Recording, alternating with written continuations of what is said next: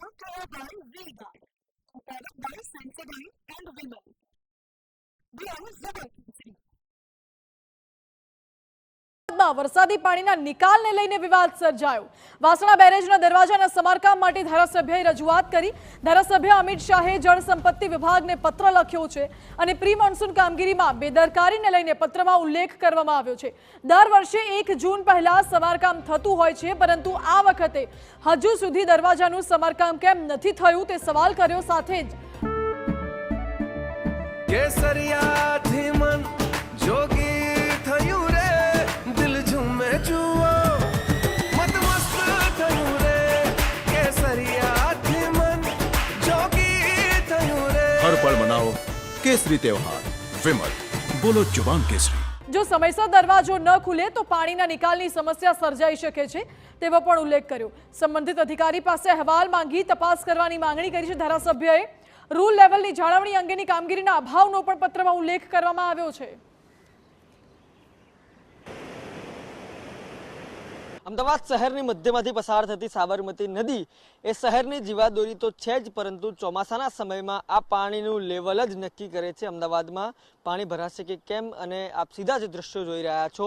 Vasna barrage એ દરવાજા કે જે અમદાવાદનું પાણી અહીંયા રોકી રાખવું અને જવા દેવું તે પ્રમાણેની જે તમામ જવાબદારીઓ છે તે અહીંયાથી નક્કી થતી હોય છે. પરંતુ જે વિવાદ છે તે સામે આવ્યો છે, જેમાં સ્થાનિક ધારાસભ્ય અને અમદાવાદ શહેર પ્રમુખ અમિત શાહે અધિકારીઓ અને ગુજરાત સરકારને પત્ર લખીને કહ્યું છે કે જે રૂટીન કામગીરી ચોમાસા પહેલાં અહીંયા થવી જોઈએ તે થઈ નથી. આ ઉપરાંત અહીંયા જે રૂલ લેવલ સંબંધિત જે પણ માહિતીઓ દર્શાવવાની હોય તે પ્રકારનો પણ અભાવ જોવા મળી રહ્યો છે. પરિણામે જો વધુ વરસાદ આવે અને જો વધુ પાણી શહેરમાં ભરાય તો ક્યાંક ને ક્યાંક પાણીનો નિકાલ ન થાય. જ્યારે દરવાજા ખોલવાની જરૂર પડે ત્યારે અંત સમયે જ દરવાજા ન ખુલે તો અનેક લોકોની જે ઘરવખરી છે, માલ સામાન છે, તે અમદાવાદના જલભરાવથી ડૂબી જાય તે પ્રકારની સ્થિતિ ઉદ્ભવાય તેવી છે. તે પ્રકારની એક ભય છે તે વ્યક્ત કરવામાં આવ્યો છે અને તેના માટે જ અમિત શાહ દ્વારા લખાયેલ પત્રમાં એ પણ ઉલ્લેખ કરવામાં આવ્યો કે શા માટે જે રૂટીન પ્રક્રિયા છે તે હાથ ધરવામાં આવી નથી તેનો ખુલાસો થવો જોઈએ. આ ઉપરાંત જવાબદાર અધિકારી સામે તપાસ પણ થવી જોઈએ તે પ્રકારની માંગ છે તે કરવામાં આવી છે. તે તમામ બાબતોની વચ્ચે આપ જે દ્રશ્યમાં જોઈ રહ્યા છો એ જ દ્રશ્ય છે કે જે વાસણા બેરેજ આગળ જે સમગ્ર સાબરમતી નદીનું પાણી છે તે રોકી રાખવામાં આવ્યું છે. વરસાદના સ્તર મુજબ નક્કી કરવામાં આવે છે અહીંથી કેટલું પાણી જવા દેવું અને કેટલું રોકી રાખવું, અને તેના માટે જ લગાયેલા દરવાજાની મરામતનો વિવાદ છે તે હવે સામે આવ્યો છે. ત્યારે અમિત શાહ દ્વારા લખાયેલ પત્ર એ સૂચવે છે કે પદાધિકારીઓ ક્યાંક ને ક્યાંક હજુ પણ જનતાની ચિંતા કરે છે, પરંતુ અધિકારીઓની મનમાની જ જે અંતે તેના જ કારણે જનતાને હેરાન થવાનો વારો આવે છે. હવે આ તમામ વિવાદ ક્યાં જઈને અટકશે તે સમય જ બતાવશે. કેમેરા પર્સન અરવિંદ સાથે રોનક વર્મા, TV9 અમદાવાદ. તો વાસણા બેરેજના દરવાજામાં સમારકામને લઈને ધારાસભ્યએ પત્ર લખ્યો છે. ચોમાસામાં જ્યારે વરસાદી પાણીના નિકાલ માટે આ દરવાજો ના ખુલ્યો તો શું પાણીનું રૂલ લેવલ જાળવવા માટે આ દરવાજાનું સમારકામ કરવું અનિવાર્ય હોય છે. દર વર્ષે 1 જૂન સુધીમાં આ દરવાજાનું સમારકામ થતું હોય છે, મેન્ટેનન્સની કામગીરી, પરંતુ આ વર્ષે હજુ સુધી મેન્ટેનન્સની કામગીરી નથી થઈ એટલે MLAએ અહેવાલ માંગી તપાસની પણ માંગણી કરી છે.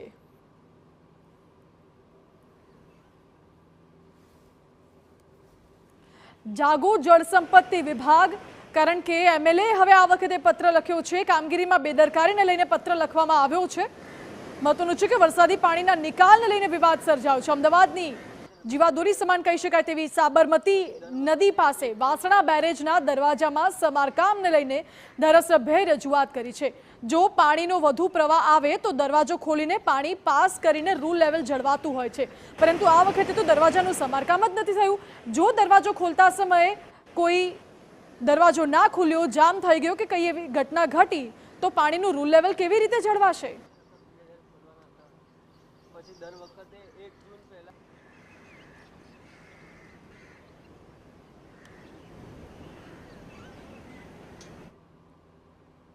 અમદાવાદમાં વરસાદનું તો આગમન થઈ ગયું છે, પરંતુ પાણીના નિકાલની યોગ્ય વ્યવસ્થા ના હોય તે ચોક્કસ લાગી રહ્યું છે, કારણ કે લોકોની સ્થિતિ કફોડી બની રહી છે.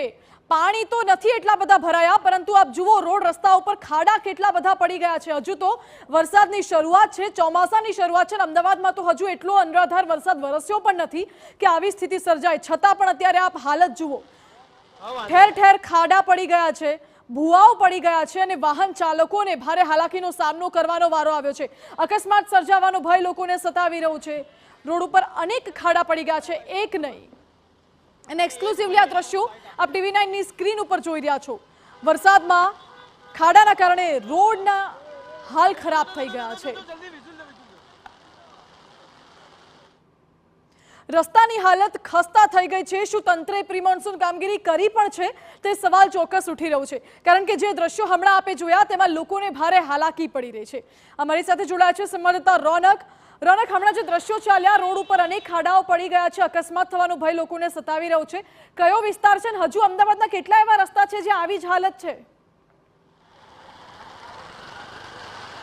માનસી, ન માત્ર ખાડા પરંતુ એ ખાડાની અંદર હવે નિર્દોષ લોકો પડી રહ્યા છે. જે દ્રશ્યોની આપ વાત કરી રહ્યા છો તે દ્રશ્યો વસ્ત્રાપુરના છે. વસ્ત્રાપુરના જ દ્રશ્યમાં લોકો ખાડામાં પડતા નજરે પડી રહ્યા છે.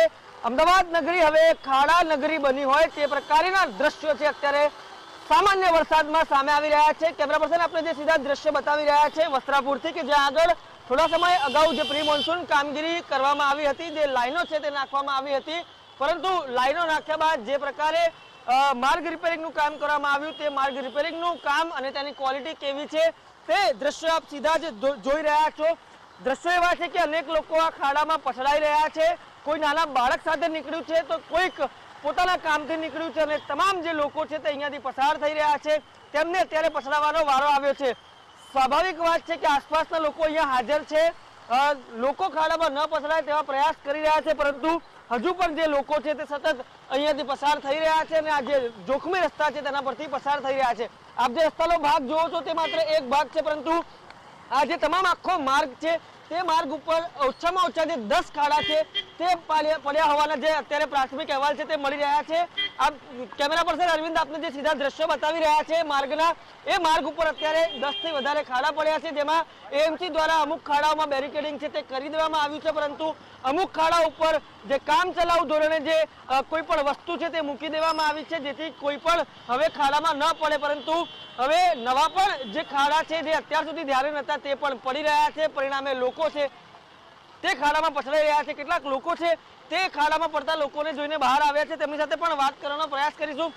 કાકા, આપ અહીંયાના સ્થાનિક હશો એવું હું માનું છું. ક્યારે રિપેરિંગ કામ થયું હતું, શું થયું હતું ને કેવું થયું છે? મહિનો થયો છે. મહિનો થયો. અચ્છા, કેવું કામ થયું છે? કામ થયું છે પણ આ વરસાદના હિસાબે થોડું ખાબડ ખોબડ થઈ ગયું છે. અચ્છા, થોડા સમય પહેલા જે સ્ટેન્ડિંગ કમિટી ચેરમેન છે તેઓ વાત કરતા હતા કે આ વખતે પ્રી મોન્સૂન કામગીરી સારી થઈ છે, કોઈ પણ વાંધો નહીં આવે. કામગીરી ખરેખર સારી થઈ છે, બિરદાવ જેવી છે, પણ થોડો વરસાદના હિસાબે થોડો ખાડા થોડો વધારે થઈ ગયું છે. વરસાદમાં આ તકલીફ ના પડે એટલા માટેની જ કામગીરી અને હતી. બધા સમસ્યા આવે છે અને સ્વયંસેવકો બી સેવા આપે છે. ખાડા ખિયા થોડા પડી ગયા છે વરસાદના હિસાબે, થોડી તકલીફ પડે છે, પણ ધીમે ધીમે પ્રોબ્લેમ સોલ્વ થઈ જશે. તો બધું પ્રોબ્લેમ છે જે ધીમે ધીમે સોલ્વ થશે. તે કેટલાક લોકોનું કહેવું છે તે તમામ બાબતોની વચ્ચે જે લોકો છે તે પરેશાન થઈ રહ્યા છે. કેમેરા પર્સનને કહીશ કે તેઓ બીજી તરફના પણ દ્રશ્ય બતાવશે. જે લોકો છે તે હજુ પણ અહીંયાથી પસાર થઈ રહ્યા છે. સ્વાભાવિક છે કે તંત્રના કાન એમનેમ ખુલે કે ના ખુલે, પરંતુ આ અહેવાલ જોયા બાદ જરૂરથી તંત્રમાં કોઈક ને કોઈક જાગશે અને અહીંયા જે આડસો છે તે મૂકવાનું કામગીરી કરશે. પરંતુ અત્યારે તે તમામ બાબતોની વચ્ચે છેલ્લા અડધોથી પોણો કલાકથી અમદાવાદમાં વરસી રહેલો વરસાદ અમદાવાદના નિર્દોષ નાગરિકોને હેરાન કરી રહ્યો હોય તેવું લાગી રહ્યું છે. સ્વાભાવિક છે, રવિવારનો દિવસ છે અને રવિવારના દિવસે આવેલા શરૂઆતી વરસાદમાં લોકો મજા માણવાનું પસંદ કરતા હોય છે, પરંતુ ક્યાંક ને ક્યાંક અમદાવાદીઓને મજાની બદલે અત્યારે સજા મળી રહી હોય તેવું લાગી રહ્યું છે. સ્વાભાવિક રીતે પ્રી મોન્સૂન કામગીરી મોટા પાયે પ્લાન થતી હોય છે, એસી ઓફિસમાં બેસીને પ્લાન થતી હોય છે, જેનું અમલીકરણ ખૂબ સારું થશે તેવી આશાઓ પણ સેવાતી હોય છે, પરંતુ પરિણામ કેવા આવી રહ્યા છે તે આપ સીધા જ TV9ના દ્રશ્યો પર જોઈ રહ્યા છો. આભાર આપનો. એટલે ચોક્કસપણે પ્રી મોન્સૂન કામગીરી એસી હોલમાં બેસીને અધિકારીઓ કાગળ પર તો કરે છે, પરંતુ જેવી જ મીટિંગ પૂરી થાય અધિકારીઓ બહાર જતા રહે છે અને કાગળ ત્યાંનું ત્યાં રહી જાય છે તેવું લાગે છે.